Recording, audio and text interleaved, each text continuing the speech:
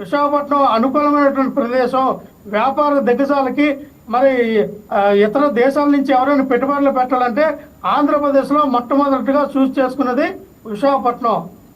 So అందుకనే దాన్ని కూడా కన్సిడర్ చేసుకుని కూటమి ప్రభుత్వం కూడా ఇంకా డెవలప్మెంట్ అయినటువంటి ప్రాజెక్ట్స్ కానీ లేదా ఇక్కడ ఉన్నటువంటి ఎవరైతే మరి మైగ్రేట్ అవుతున్నట్టు పీపుల్ ఆపేయవలసిన పరిస్థితుల్లో ఈ ఐటీ కంపెనీ వల్ల ఇంకో కంపెనీ వల్ల అంటే ఇక్కడ ఉన్నటువంటి అక్షరాస్యత ఉత్తరాంధ్రలో ఎక్కువ, అక్షరాస్యత తక్కువ అండి. మ్యాక్సిమం కూలి పనికి వెళ్ళేవారు ఉంటారు, రోజువారీ పని చేసుకున్నటువంటి సిమెంట్ పనులకు వెళ్ళేవారు ఉంటారు. వాళ్ళు కూడా కట్టడి చేసి మరి ఈ శ్రీకాకుళం, విజయనగరం, విశాఖపట్నం దాటకుండా వెళ్ళే మరి ఇక్కడ పని చేసుకున్న విధానంగా మరి లక్ష్మణరావు గారు మళ్ళీ మీ దగ్గరికి వస్తే డెవలప్మెంట్ మీద ఉండాలని మేము కోరుకుంటామండి. ఎందుకంటే మనం మాట్లాడుతాం అటు రాయలసీమ కానీ ఇటు ఉత్తరాంధ్ర కానీ ఎప్పుడు వెనకబడిన ప్రాంతాలని, ఎప్పుడు చూసినా వెనకబడిన ప్రాంతాలుగా ఉంటేనే తప్ప ఈ యొక్క వలసల విధానాన్ని ఆపే పరిస్థితుల్లో కనబడట్లేదు.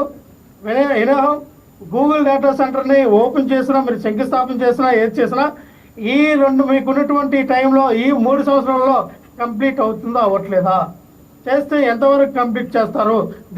దీని ద్వారా మీరు చేసుకున్నటువంటి విధానంలో మేము ఏదైతే 3 కేటగిరీలుగా 3 విభాగాలుగా చెప్పామో ఐటీ హబ్ కానీ ఐటీ పార్క్ కానీ ఇటువంటి విధానం ఈ ఐటీ ఎకో సిస్టమ్ డెవలప్మెంట్ ఏవి కూడా ఈ చంద్రబాబు నాయుడు గారు వస్తున్నటువంటి ఈ డేటా గూగుల్ డేటా సెంటర్లో లేవు.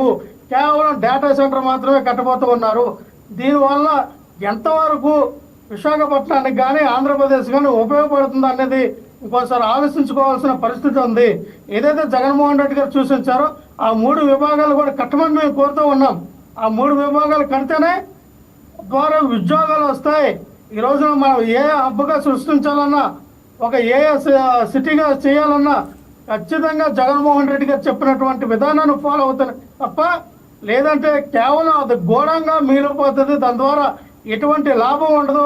సుమారు మహా అయితే ఒక 500-1000 మంది ఉద్యోగాలు మేర మిగిలిపోవడానికి తప్ప దేనికి పనికిరాని పరిస్థితిలో ఈ డేటా సెంటర్ మిగిలిపోకుండా ఉండాలని మేమైతే కోరుకుంటున్నామండి వైఎస్ఆర్ పార్టీ తరఫు నుంచి.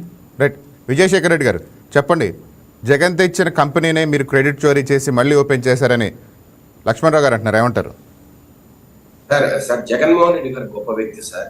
ఆయన తెచ్చిన ఫిష్ సెంటర్స్ కావచ్చు, లేదంటే చికెన్ సెంటర్స్ కావచ్చు, అవన్నీ చోరీ చేసే సత్తా ఎవరికి లేదండి. ప్రొద్దున్నే అవన్నీ మాట్లాడి వైసీపీ నాయకులు మేము ఇబ్బంది పెట్టాం. ఆయన పులివెందుల్లో ఫిష్ మార్కెట్ పెడతాడు, తర్వాత కడపలో ఒక చికెన్ సెంటర్ పెడతాడు, తర్వాత ప్రకాశం డిస్టిక్ లో ఒక ఫిష్ మార్కెట్ పెడతాడు. ఆయనకు అసలు డేటా సెంటర్ అంటే ఏమైనా తెలుసో తెలియదు కూడా నాకు అర్థం కాదు సార్. అట్లాగే వీళ్లకు అసలు బటన్ నొక్కితే డబ్బులు వేయాలి, దాన్ని బట్టి జనాలు ఓట్లు వేస్తారని తప్పితే ఏ రోజైనా డెవలప్మెంట్ చేద్దాం, ప్రజలకు ఏదైనా మేలు చేద్దాం, తర్వాత ఉద్యోగాలు కల్పన చేద్దాం అనే ఒక ఆశయం కానీ లేదంటే అలాంటి ఒక పరిజ్ఞానం కానీ ఎక్కడ జగన్మోహన్ రెడ్డి గారికి కావచ్చు ఆ పార్టీ మేధావులకు ఉన్నట్టు నాకు ఎక్కడ అనిపిస్తుంది. వాళ్ళు ఇంకా 1960s 70s లో అప్పుడు ఎట్లా ముఖ్యమంత్రులు అప్పుడు ఎట్లాగో గవర్నమెంట్ ఉండిందో అలాగే ఇంకా బతికేస్తున్నారు సార్. చాలా ఓల్డ్ మైండ్ సెట్. ఈరోజు ముఖ్యమంత్రి చంద్రబాబు నాయుడు గారు 75 ఏళ్ల వయసులో ఒక 25 ఏళ్ల వ్యక్తి ఎలా అయితే ఈరోజు ఆలోచిస్తాడు, ఏ రకంగా సార్ లక్ష్మణరావు గారు చెప్పారు 3 ఫ్రేమ్వర్క్స్ అని. 3-4 ఫ్రేమ్వర్క్స్ ఏం లేదు sir. Artificial intelligence, cloud computing and data centre, ఈ 3టిని ఇంటిగ్రేట్ చేసి మనము ఈ డిజిటల్ ట్రాన్స్ఫర్మేషన్ ఏదైతే ఉందో ఈరోజు ప్రపంచం అంతా sir they are moving from one aspect to another aspect. ఈరోజు ఇండస్ట్రియల్ ట్రాన్స్ఫర్మేషన్ నుంచి డిజిటల్ ట్రాన్స్ఫర్మేషన్ వెళ్తుంది సార్. ఇప్పుడంతా కూడా డిజిటల్ టెక్నాలజీ.